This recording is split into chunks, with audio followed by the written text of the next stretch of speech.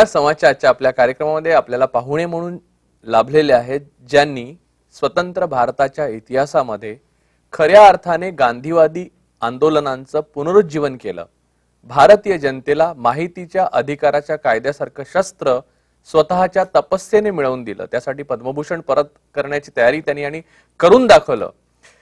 यासारखं जे साहस त्यांनी वारंवार दाखवलेलं आहे. अनेकदा आपल्या प्राणाचा त्यांनी पणाला लावला प्राण आणि त्यांनी उपोषणं केली, आंदोलनं केली, विकासाचं त्याच वेळेला आंदोलनाचे मार्ग सतत चोखाळत राहिले. आणि हे सगळं करताना कुणाही इतर समकालीनाप्रमाणे ते कधीही निराश झाले नाहीत. ते अण्णा हजारे संवाद मध्ये आज आलेले आहेत. नमस्कार अण्णा. नमस्कार अण्णा. बऱ्याच जणांना तुमचं आत्ताचं कर्तृत्व किंवा आत्ताचं आयुष्य माहिती आहे, ज्याच्यामध्ये खूप तेज आहे आणि खूप तुमच्या प्रत्येक आंदोलन आणि साहसाच्या भोवती एक वलय निर्माण होतं ते माहिती आहे. पण खूप थोड्या लोकांना तुम्ही सुरुवात कुठून केली, कशी केली, कशातून गेलात हे माहित नाहीये. मला असं वाटतं की तुम्ही ते सांगावं. ज्या काळामध्ये माणसाला ओळखत नाहीत कोणी आणि कार्यकर्ता मनामध्ये उदंड साहस आणि दुर्दम्य इच्छा घेऊन उभा राहतो आणि तुम्ही मुंबईत होता तेव्हा काय परिस्थिती होती आणि तुम्ही काय? चीनने आमच्या देशावरती आक्रमण केलं आणि फार मोठी आमची हानी झाली. मोठ्या प्रमाणावर आमचे जवान शहीद झाले आणि भारत सरकारने तरुणांना एक आवाहन केलं होतं की या देशासाठी तरुणांची गरज आहे. स्थलसेना, वायुसेना आणि जलसेना. आणि मी ते वाचलं आणि ठरवलं की आपण का प्रयत्न करू नये आपल्या देशासाठी. तुम्ही कुठे होता तेव्हा? त्यावेळेला मी मुंबईत होतो. मुंबईत होतो, अप्लायमेंट मध्ये गेलो आणि एमर्जन्सी असल्यामुळं माझं सिलेक्शन झालं आणि आर्मीत गेलो. सैन्यामध्ये मी 15 वर्ष सर्व्हिस केली. त्या सर्व्हिसच्या दरम्यान सुद्धा मला ही सवय लागली होती की अन्यायाच्या विरोधात लढणं.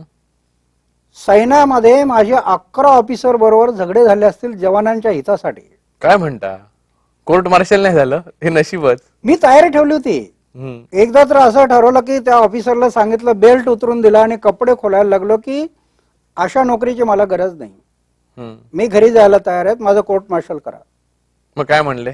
मग त्याने लगेच उभं राहिलं, मला धरलं की नाही नाही तुम्ही काय करता. मी ते प्रश्न सोडवतो आणि नंतर त्यांनी त्या कंपनीच्या जवानांचे प्रश्न सोडवले. पण त्याला या स्तराला जावं लागलं. हे करत असताना 1965 माझ्या समोर एक प्रश्न भरायला की काय चक्र आहे जगाचं. अरे माणसं सारखी पळतायत पळतायत पळतायत पळतायत. जन्माला येताना काही आणत नाहीत, जाताना काही घेऊन जात नाहीत. आयुष्यभर माझं माझं माझं माझं माझं माझं. शेवटी पाहत तर काहीच नाही. काही माणसं माझं माझं म्हणूनही राहत नाहीत. माझं ते माझं पण तुझं ते माझंच अशी प्रवृत्ती वाढली आणि आताशी पाहत तर काहीच नाही. एक दिवस मी ठरवलं आत्महत्या करायची.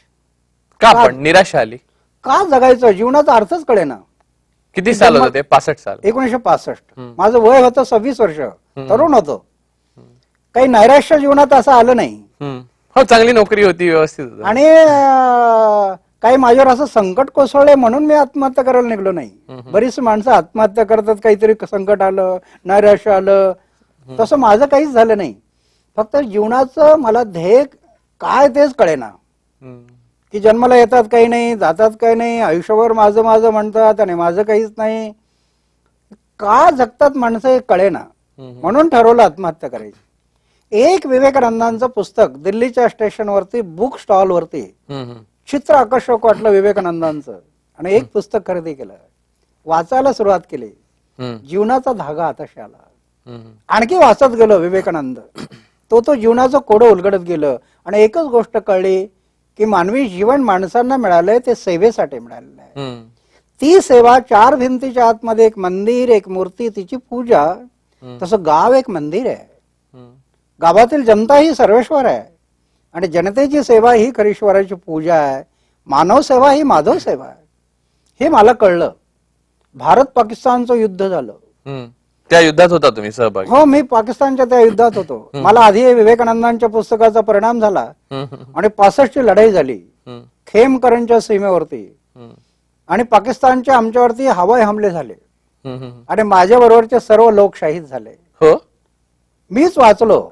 देवाची काहीतरी इच्छा असणार ना. इथे एक तुकडा उडून लागला, तो आहे, खूण आहे निशाण तो. आहे, हा.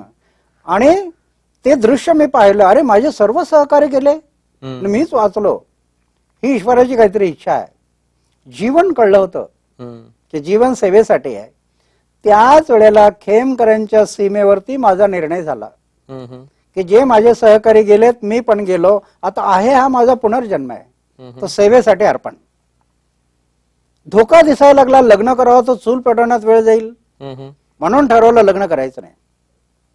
व्हॉलंटियर पेन्शनवरती आलो आणि आपल्याच गावामध्ये कामाला सुरुवात केली. राळेगण सिद्धीमध्ये. हे किती साल होतं? 2,500 लोकवस्तीचं गाव आहे. 1975 मध्ये हे कामाला सुरुवात झाली. ज्या गावात प्यायला पाणी नाही, जेवायला अन्न नाही, उपाशी लोक झोपतात, एप्रिल मे मध्ये पिण्याच्या पाण्याचे टँकर बोलवतात, अशा गावामध्ये कामाला सुरुवात झाली. आणि आज आपण पाहू शकता की ज्या गावामध्ये एप्रिल मे मध्ये पाण्याचे टँकर येत होते, 80% लोकांना जेवायला अन्न नव्हतं, अशा गावातून भाजीपाला निर्यात झाला. Kuwait, Muscat, Dubai. ते विकासाचं एक उदाहरण मानलं जायला लागलं. आज एवढे व्हिजिटर आहेत, रोज 4, 5, 6 बसेस.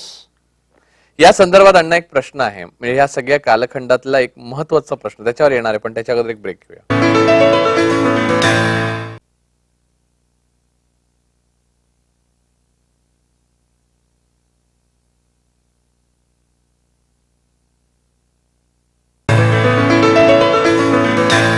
ब्रेकनंतर संवाद मध्ये आपलं स्वागत. अण्णा, प्रश्न असा आहे की मुंबईत फुटपाथवर झोपण्यापासून ते समुद्र स्नान करणं, म्हणजे समुद्र स्नान म्हणजे चैन म्हणून नव्हे, पाणी दुसरं नाही, हे तुम्ही केलेलं आहे. ते किती साली आणि ते कसं? म्हणजे जरा थोडं सांगा की कार्यकर्ते लगेच निराश होतात स्वतःचं घर असलं तरी. कार्यकर्ते नैराश होतात हा फार मोठा दोष आहे. कार्यकर्त्याने आपल्या जीवनाचं ध्येय ठरवलं पाहिजे की माझ्या आयुष्यात नक्की काय करायचं मला. आणि ज्यावेळेला मी हे विवेकानंदांचं पुस्तक वाचलं आणि चिंतन केलं आणि मला एक उत्तर मिळालं की माणसांना जीवन मिळालंय ते सेवेसाठी मिळालंय. मी ध्येय ठरवलं की जीवनात एक सेवा करायची.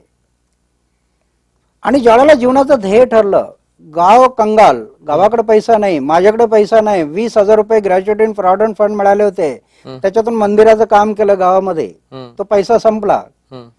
माझ्याकडे पैसा नाही, गावाकडे पैसा नाही. आणि ज्यावेळेला कामाला सुरुवात केले, एक दिवस मी मुंबई सेंट्रलच्या बस स्टँड वरती वर्तमानपत्रावर झोपलो.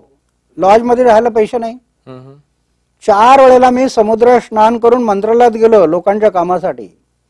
एक दिवस मी आझाद मैदानात कपडे बदललेत. पुणे बस स्टँडच्या बाहेर जे पीएमटीचं शेड आहे, त्या फट्ट्यावर मी एक दिवस झोपलोय. एसटीला कधी कधी पैसे नसायचे, ट्रक मध्ये सफर केलं. हे मी सगळं सहन केलं कारण ध्येय ठरलं होतं. आता माघार नाही, मरण आलं तरी बेहतर. पण निराशेचे प्रसंग आले या कालखंडात? तसं नैराश्य जीवनात आलं नाही. एवढी माझी बदनामी केली लोकांनी. एक तर गावातून विरोध झाला सुरुवातीलाच. अरे हो, कारण हे आमचा इतिहास आहे. सामाजिक कामामध्ये ज्यांची प्रतिष्ठा कमी होणार असते ती माणसं विरोधाला उभे राहतात. ज्यांचा काळा बाजार कमी होत असतो ती माणसं विरोधाला उभी राहतात. ज्यांच्या मताला धक्का लागणार आहे ती माणसं विरोध करतात. पण मग सुरुवातीला बदनामी केली म्हणजे काय केलं, काय तुम्हाला काय त्रास दिला? म्हणजे हे मी अशासाठी नावे पत्र, आईवरती शिव्या, बहिणीवरती शिव्या, तुमची मर्डर करू, तुमचा खून करू, दारू पिऊन ज्या मंदिरात मी राहतो त्याच्या बाहेर उभे राहायचे आणि शिव्या घालायचे. काय म्हणता? काय प्रचंड कठीण दिवस होते. अपमान गिळत गिळत गिळत गिळत गिळत गिळत आज लहान मुलापासून तर 80 वर्षाच्या म्हाताऱ्यापर्यंत शब्द पडू देत नाहीत, पण गिळावं लागलं ना. हा इतिहास आमचा. पण त्यामुळे तुम्हाला दोन्हीचं काय आता वाटत नाही? काही नाही. आता मी ज्यावेळेला 3-4 राज्यात ऍडवायझर म्हणून काम करत होतो, एक मी असे दिवस काढलेत आणि आज एअरपोर्ट वरती ऑफिसर रिसिव्ह करायला उभे असतात, मला ते दिवस आठवतात. अजूनही मी VIP गेस्ट मध्ये थांबतो, पण त्या गलीच्यावर झोपत नाही, अजून जमिनीवर झोपतो, कारण मला ते दिवस आठवतात. तो नैराश्य कधी आलं नाही जीवनात. पण मग अण्णा, हा सुरुवातीचा जो काळ आहे, जो सतत अपमान, त्रास, एका पद्धतीने निष्कांचन अवस्था, हे सगळं संपण्याचा टप्पा कुठचा, कधी संपलं, हे थोडं कमी झालं म्हणजे सुरुवातीच्या काळामध्ये? ज्यावेळेला ही कामं उभी होत गेली आणि राज्यातून, देशातून, परदेशातून ही कामं किती साल, म्हणजे साधारण कुठच्या साली थोडं हे झालं? 81-82च्या पुढे लोक यायला सुरुवात झाले, म्हणजे 6 ते 7 वर्षानंतर. तो फार काळ कठीण होता. दुसराचा मनुष्य पळून गेला असता. हा, एक तर पहिला काळ तो होता की 1965 मध्ये मी ठरवलं की आपलं जीवन समाजासाठी द्यायचं आणि लग्न करायचं नाही, अविवाहित राहायचं. बाहेर रस्त्यावरून गाडी घेऊन चाललो, नवीन लग्न झालेलं जोडपं चाललं की माझं मन मला धोका द्यायला पाहायचं, ते बरोबर आहे की तुझं बरोबर आहे. पण तुम्हाला असं वाटायचं त्या काळात, म्हणजे तरुण होता तुम्ही, की करावं लग्न कधीतरी, थोडी स्वप्न बघावी असं वाटायचं थोडं थोडं? हे मला जीवनात वाटत जरी असलं तरी माझ्या जीवनाचं ध्येय जे वेगळं होतं आणि मला धोका दिसत होता की लग्न करावं तर चूल पडण्यात वेळ जाणार, कारण माझी आर्थिक परिस्थिती म्हणावं तशी नव्हती. म्हणून तर मी आज तरुणांना सांगतोय की माझ्यासारखं तुम्ही राहू नका, लग्न करा, प्रपंच करा, एका दुसऱ्या मुलाला जन्म द्या. हे व्रत एवढं सोपं व्रत नाही, तलवारीच्या धारेवर चालण्यापेक्षा अवघड आहे. काय माझ्यावर ईश्वराची कृपा आहे म्हणून मी इथपर्यंत चालत आलो 70 वर्ष. ना ते मन फार चंचल आहे, कधी धोका देईल सांगता येत नाही. म्हणून त्यांना सांगतो की तुम्ही लग्न करा, अण्णा हजारेची नकल तुम्ही करू नका. पण मग हा काळ जेव्हा संपला, मग माणसं यायला लागली, लोक यायला लागले. गमत म्हणजे अण्णा, तुम्ही तिथे थांबला नाहीत. मुद्दा असा की विकासाचं काम चांगलं चाललेलं आहे, आता लोक यायला लागलेले आहेत, विकास होतो आहे गावाचा, हे एक रोल मॉडेल बनलेलं आहे. मग परिषदा, नंतर स्वयंसेवी संस्थांच्या मीटिंग, त्याचं कॉन्फेडरेशन, ह्याच्यात तुम्ही रमला नाही. एका क्षणी तुम्ही सरकार विरुद्ध, सर्वोच्च व्यवस्थेविरुद्ध हत्यार उपसून आंदोलन करायचा निर्णय घेतला. तो निर्णय तुमच्या आयुष्यात कसा आणि कुठे आला? त्यापूर्वी तुम्हाला आंदोलनाचा काहीही अनुभव नसताना आंदोलन कसं केलं आणि तो प्रसंग, म्हणजे त्या प्रक्रियेतनं जाताना काय काय झालं? एक तर जीवनाचं ध्येय ठरलं होतं की जोपर्यंत जगायचं ते जनहितासाठी जगायचं आणि ज्या दिवशी मरायचं ते जनहितासाठीच मरायचं, हे माझ्या जीवनातलं मी ध्येय ठरवलं.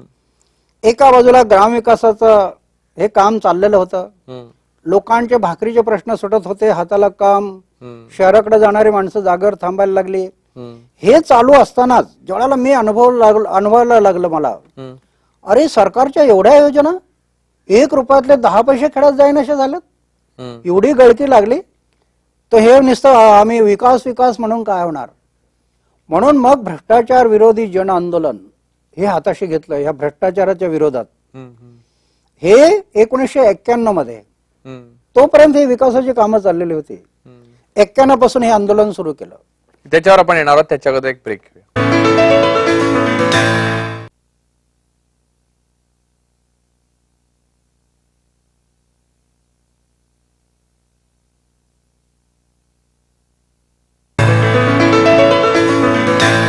ब्रेक नंतर संवाद मध्ये आपलं स्वागत.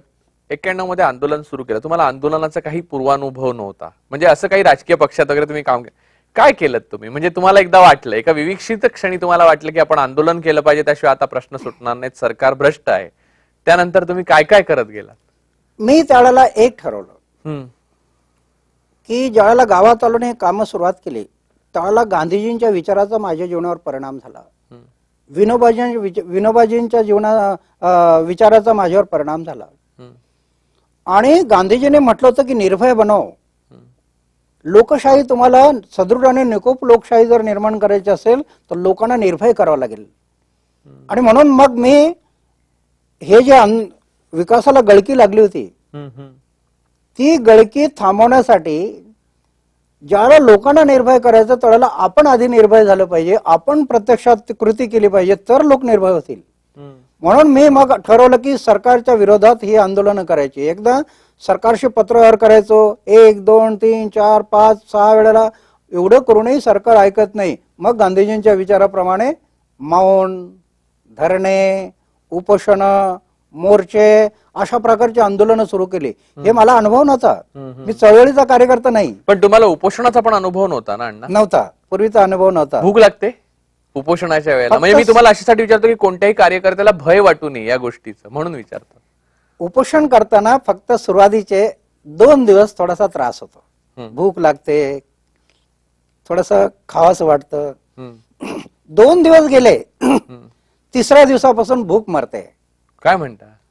आणि 14 दिवस गेले तरी मला कधी भूक लागल्यासारखं वाटत नाही. हम्म. मी तर हे सरकार पुढे आलं म्हणून काही वेळेला मी आंदोलन मागे घेतली. आता मी आंदोलन केलं आळंदीमध्ये, हम्म. तेव्हा मी सांगितलं होतं की 11 दिवस झाले माझ्या आंदोलनाचे, त्याच्यानंतर अधिवेशन संपायला आणखी 8 दिवस बाकी होते, तरी मी सरकारला सांगितलं की 8 दिवस माझी उपोषण करण्याची तयारी आहे. पहिल्यांदा तुम्ही उपोषण केलं ते 91च्या आंदोलनात ना? 91 पासून पुढे. 91ला. तर तेव्हा मग तुम्ही काय शास्त्रीय पद्धतीने विचार केला होता का उपोषण? कारण गांधीजींनी उपोषणाचा विचार केला होता थोडा, तुम्ही तशा पद्धतीने केला होता का चुकत माकत शिकत गेला तुम्ही? मला ते गांधीजींचं शास्त्र तेवढं कळलेलं नव्हतं. हम्म. पहिलं उपोषण जे माझं झालं हम्म. ते गावातल्या शाळा निर्माण करण्याच्या दृष्टीने. हम्म. आम्ही शाळा सुरू केली, हम्म. श्रमदानातून खोल्या उभ्या केल्या, फर्निचर, खेळाचं साहित्य सगळं लोकांनी आपल्या हिमतीवर उभं केलं. हम्म. आणि सरकार त्याला मान्यता द्यायला तयार नाही. त्याला कारण आमच्या तालुक्यातला आमदार, हम्म. तो शिक्षण मंत्री झाला. हम्म. आणि तुम्ही मत दिलं नाही म्हणून आता तुम्हाला मत द्यायचं नाही, तुम्हाला शाळा द्यायची नाही, असं त्याने चंग बांधला. तालुक्यातला आमदार मंत्री झाला शिक्षण खात्याचा. आणि मग आम्ही ठरवलं, एक तर शाळेला मान्यता मिळेल, अन्यथा आमचा देहत्याग होईल. हम्म. कारण आम्ही ठरवलंय मरण हातावर आहे. हम्म. आणि ज्यावेळेला मरण्याची तयारी ठेवून बसलो हम्म. आणि ते उपोषण ज्यावेळेला अशा टोकाला गेलं हम्म. आणि सगळं गावचे गाव मग माझ्याबरोबर उपोषणाला बसलं, जनावरांसहित. बरं. लोकांनी ठरवलं की जनावरांना चारा घालायचा नाही. हम्म. आणि मग सरकारचं डोकं थोडं जागेवर आलं हम्म. आणि सरकारने त्याच्यात मग भाग घेतला आणि एक गाव उपोषणाला बसला हम्म. एका माणसाच्या बरोबरीने. मग सरकार जे हल्लं आणि महाराष्ट्रात पहिली केस अशी झाली असेल हम्म. की 5वी ते 10वी पर्यंतच्या वर्गांना अनुदान सहित तत्वावरती सरकारला मान्यता द्यावी लागली संघर्ष करून. हम्म. पण तो संघर्ष गांधीजींच्या विचाराप्रमाणे अहिंसा. पण अण्णा, अशा प्रकारचे संघर्ष तुम्ही सतत टप्प्याटप्प्याने करत राहिला, त्याच्यावर आपण सगळ्यावर बोलणार आहोत, वेगवेगळ्या प्रकारच्या आणि वेगवेगळ्या कारणांनी केलेल्या संघर्षाबाबत. पण पहिल्या संघर्षामध्ये सरकार नावाची जी व्यवस्था आहे ती खूप सर्वोच्च आणि खूप ताकदवान आहे, त्याच्याशी लढताना कसं वाटलं? खूप भले भले लोक घाबरतात. मला त्याच्यातून एक, ज्यावेळेला मी गांधीजींचं वाङ्मय वाचत गेलो हम्म. त्यावेळेला गांधीजीकडे काही नव्हतं, शक्ती नव्हती, पैसा नव्हता, धन नव्हते, दौलत नव्हते. पण गांधीजींनी एवढी मोठी शक्ती ब्रिटिशासारखी वाकवली त्यांना.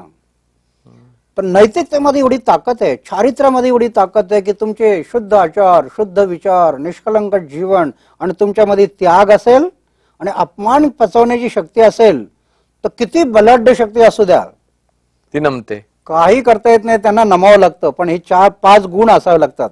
हे खूप महत्वाचं, खूप महत्वाचे आहे ते. आज उणीव तीच हीच आहे की काही माणसं उपोषण करतात, पण कोणीतरी यावं, निंबू पाणी आणावं आणि आपण उपोषण सोडावं, मग ते होणार नाही. बलिदानाची तयारी ठेवून तुम्हाला चारित्र्याला जपावं लागेल. शेवटी उपोषण करणारी व्यक्ती कोण आहे त्याच्यावरती यश अवलंबून आहे. अण्णा, या मुद्द्यावर आपण पुढे नेणार आहोत हा मुद्दा, आणि इतर अनेक आंदोलन, संघर्ष, तुमच्या आयुष्याची तत्वज्ञान, ह्याच्या सगळ्यावर बोलणार आहोत. हे असंच हा संवाद चालू राहणार आहे. पण आज आपण इथेच थांबतोय. या पुढचा संवाद उद्या आपण हा चालू ठेवू. आपल्याला आमचा कार्यक्रम कसा वाटलाय संबंधी पत्र, ईमेलद्वारे आम्हाला जरूर कळवा. आमच्याशी पत्रव्यवहार करण्याचा पत्ता आहे